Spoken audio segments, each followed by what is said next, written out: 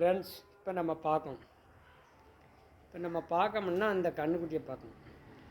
இது எத்தனை நாளை கன்றுக்குட்டினா ஒரு 5 நாளை கன்று. 5 நாளை கன்றில் இது காளங்கன்றுன்னா இப்படி காளங்கன்றை நம்ம மாட்டுக்கு வளர்க்கணும். இப்படி காளங்கன்றை வளர்த்தா எப்படி? இதில் என்ன இதுன்னா ஒரிஜினல் கிர்ரு.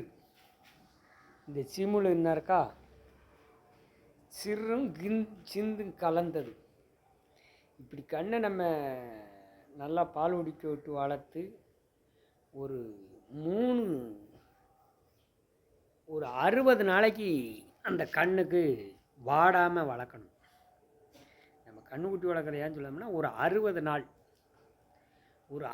நாளைக்கு நம்ம நல்லா ஒரு பால் குடித்து விட்டு வளர்த்தோம்னா இந்த காளை இந்த காளை பருங்குட்டு காளையாக வரும். பருங்குட்டு காளையாக வரும்னா 2 வருஷத்தில் அந்த காளை ஒரு பருங்காளையாக வந்துடும்.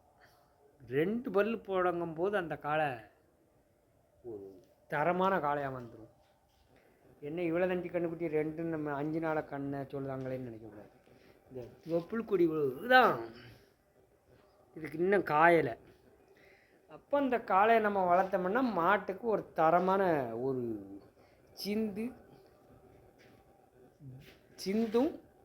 கிர்ரும் கலந்தது.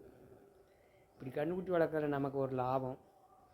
நம்ம மாட்டுக்கு வச்சுருந்தாலும் நம்ம திருப்பி ரீசேல்ஸ் பண்ணாலும் இந்த காளை இவ்வளோ கால் ஸ்டாங்குக்கு இந்த முதுகு அகலத்துக்கு 1 லட்ச ரூபாய்க்கு ஒத்தே அந்த காளை விற்கும். அதான் அந்த காளையோட ஒரு பினிப்பிட்டு. இது ஒரு தரமான காளை.